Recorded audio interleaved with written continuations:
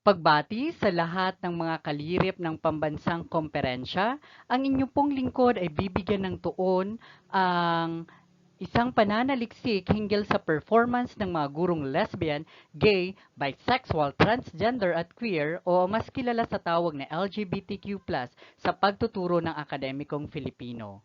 Ang inyong pong lingkod ay mula pa sa pamprobinsyang sangay ng Sorsogon, Region 5, Bicol. Ang guro bilang isang instrumento ng pagkatuto ay may malawak na responsibilidad ayon sa kanyang sinumpaang katungkulan. Ang guro ay may isang mataas na kredibilidad sa mata ng mag-aaral. Sila ang nagsisilbing pundasyon ng sistematiko at organisadong pagbuo ng mag-aaral sa makabuluhang kaisipan, kaugalian at pagkatuto.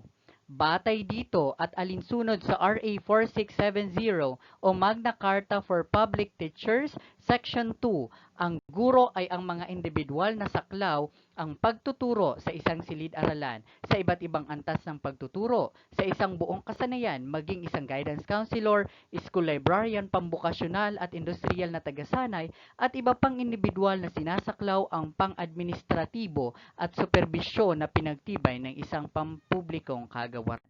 Ito rin ay alinsunod sa panukalang Sexual Orientation and Gender Identity and Expression Equality o SOGIE Bill.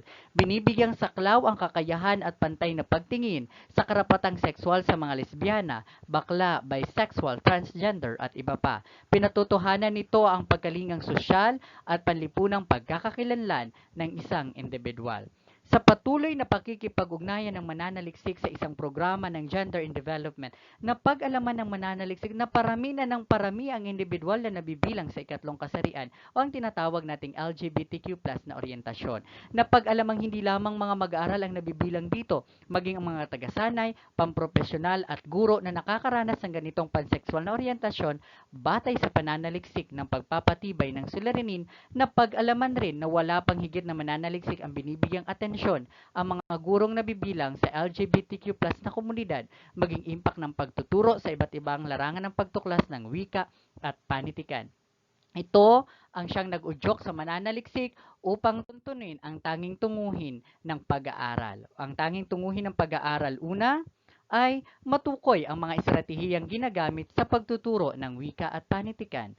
Pangalawa ay hige malaman ang mga salik na nakaaapekto sa pagtuturo ng mga gurong ito sa dalawang larangan, wika at panitikan. Pangatlo ay masuri ang level ng performance ng mga gurong LGBTQ+ sa pagtuturo ng akademikong Filipino. At ang pang-apat ay malaman ang mga impact ng pagtuturo at higit sa lahat ay magkaroon ng intervention na maaaring mabuo mula sa mga nakalap at sinuring datos ng pag-aaral.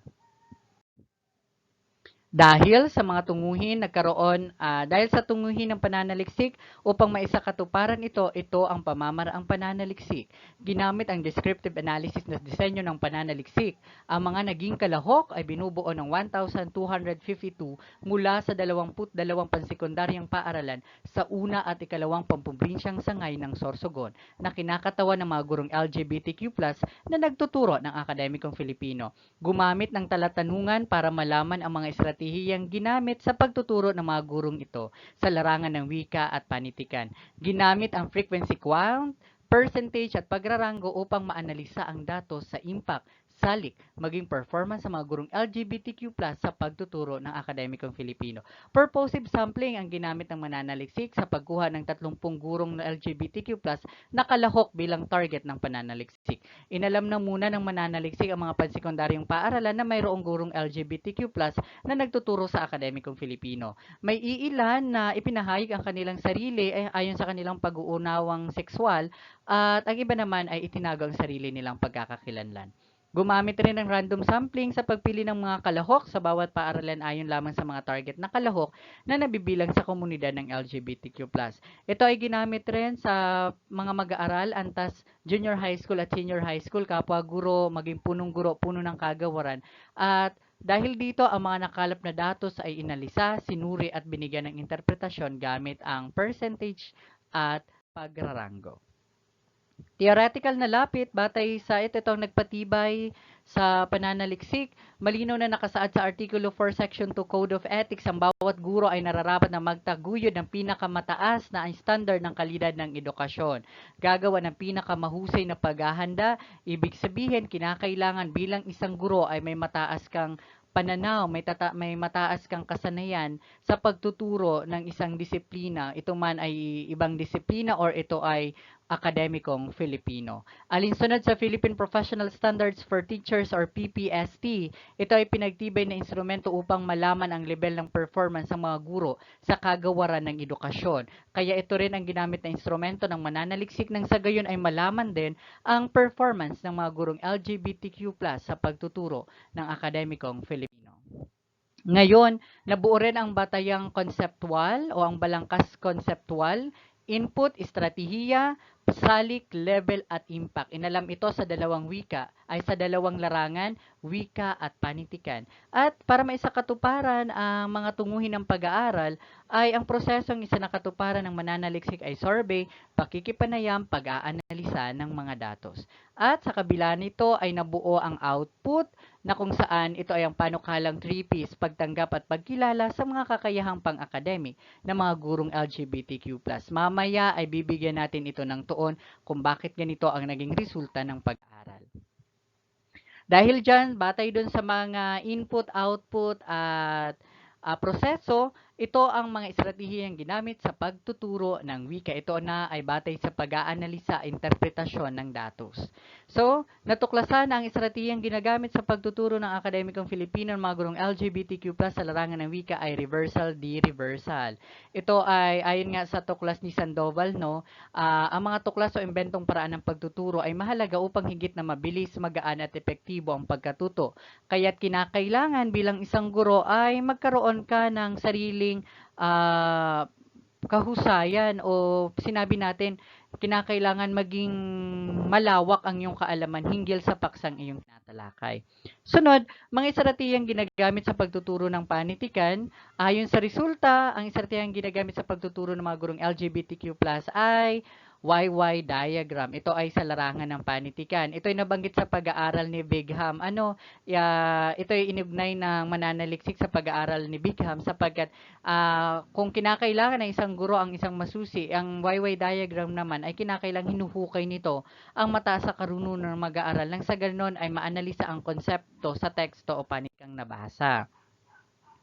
At batay naman sa mga salik na nakaapekto sa pagtuturo ng wika, ang salik daw na nakakaapekto sa pagtuturo ng wika batay sa resulta ng pag-aaral ay ang kawalan ng iba't ibang pamamaraan sa pagtuturo. Ito'y pinatunayan sa pag-aaral ni Fungo noong 2015 bagaman ang guro ay dumaan na sa mga maraming pagsasanay, hindi pa rin maaalis sa pamamaraang hindi pa rin kawili-wili lalo na sa pagtuturo ng wika at panitikan. Ito lamang ay pag-aaral ayon sa ito lamang ay literatura o pag-aaral ayon kay Fungo na kinakailangan ng mga guro ay mabigyan ng panahon para maitala ang kanilang mga bagong tuklas na inobatibong pamamaraan at pagkatuto lalong-lalo na sa larangan ng wika at panitikan. So, mga salik na nakaapekto sa pagtuturo ng panitikan ay ito araw ay hindi sapat na pagsasanay o palihan sa pagtuturo ng panitikan. Binanggit sa pag-aaral ni Ver na ang pag-unlad ng isang bansa ay nakasalalay sa kalidad ng mga guro. At ang mga pagsasanay ay mahalaga para sa mga guro. Ang mga trained na guro ay mas maraming magagawa kaysa sa mga untrained na guro. Ibig sabihin lang naman nito, mas paunlarin, mas higit na hubugin, mas higit na sanayin natin ang mga guro LGBTQ+, lalong-lalo na ang mga ito nang sa gaynon ay magkaroon ng malawak na kaalaman hinggil doon sa pagtuturo ng wika at panitikan. Level ng performance ng pagtuturo batay sa resulta ng pag-aaral. Ang level ng performance sa mga gurong LGBTQ+, batay sa interpretasyon, ito ay VS o very satisfactory. Ito ay alinsunod sa DepEd Order number 42 series of 2017 na may 4.32 bilang kabuang saklaw ng range ng performance. Ito ay sa loob lamang ng sunod-sunod na taon ng panuruan 2016 at 2019. Malinaw na nakasaad din sa Artikulo 4, Section 2 Code of Ethics na ang bawat guro ay kinakailangan o may karapatang magtaguyod o magkaroon ng pinakamataas na standard ng edukasyon, gagawa ng pinakamahusay na paghahanda ayon sa tungkulin at inaasahang maging pinakamahusay sa pagsasakatuparan ng mga gawain sa kanilang propesyon sa lahat ng panahon. Positibong impact ng pagtuturo. Batay sa resulta, ang positibong impact ng pagtuturo ng isang gurong LGBTQ+ ay mabisa ang pamamaraan ng pagtuturo sa paraang kaaya-aya at masaya. Hindi naman natin maisasantabi na ang konsepto naman talaga, ang konteksto ng mga gurong LGBTQ+, lalong-lalo na sa pagtuturo ay napakasaya sapagkat sila ay napakagiliw. So, batay naman dito sa positibong impact, ito ay pinatutunayan ng pag-aaral nila Carrington at Skelton na nagkakaroon ng kakintalan sa pag-aaral ang mga mag-aaral kung ang kanilang guro ay may kaugnayan sa kanilang sexual na oryentasyon. Nabanggit rin sa pag-aaral ang mga gurong nabibilang rito ay may angking kasangkapan na kasiyahan at kagiliwan sa pagtuturo ng araling pandisiplina. So sa kabila ng positibong impact ay pumasok itong negatibong impact ng pagtuturo ng mga gurong LGBTQ+. Sabi dito, nagkakaroon ng sexual na ugnayan sa mag-aaral partikular sa institusyong kinabibilangan. Nakakalungkot mang isipin pero ito ang resulta ng pag-aaral na sa kabila ng pagiging maengganyo, masayahin sa pagtuturo ng mga gurong LGBTQ+ ay nagkakaroon pala ng sexual na ugnayan. Ito ay pinatunayan sa pag-aaral ni Cuprado na ang gurong nabibilang daw sa homosexualidad ay isang malaking usapin ng pag-aaral o paaralan, lalong-lalo na doon sa pagdating sa respeto at dignidad. So dahil dyan nabuo ang intervention batay sa resulta ng pag-aaral, nabuo ng mananaliksik ang isang panukalang 3Ps, pagtanggap at pagkilala sa kakayahang pang-academic ng mga gurong LGBTQ+.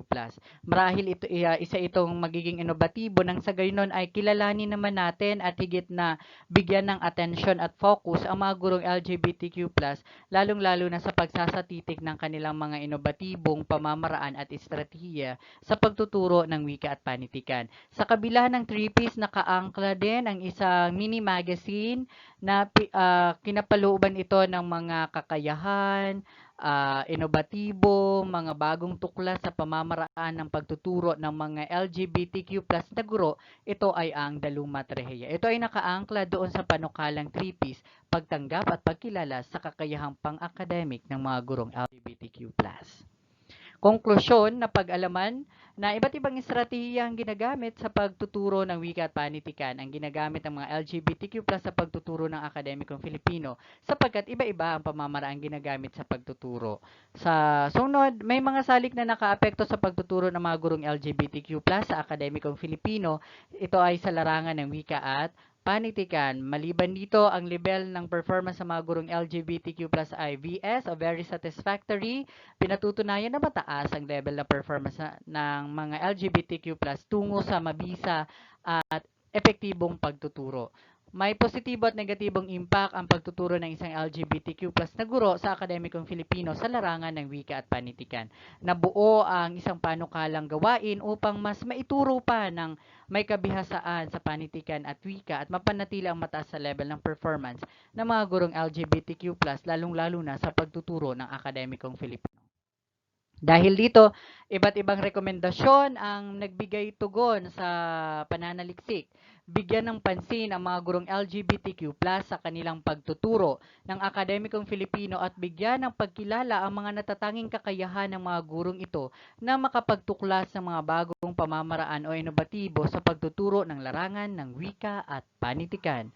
Magkaroon ng mga salingkurang pagsasanay sa mga gurong LGBTQ+ kung paano maisasatitik ang mga inobatibong pamamaraan ng pagtuturo sa larangan ng wika at panitikan. Pataasin ang antas ng kaalaman ng mga gurong LGBTQ+ sa pagtuturo ng akademikong Pilipino sa pamamagitan ng bukas na pahintulot sa mga ito na makapagdalo sa iba't ibang level ng palihan upang higit na mahubog ang kakayahang pampropesyonal sa aspekto ng pagtuturo.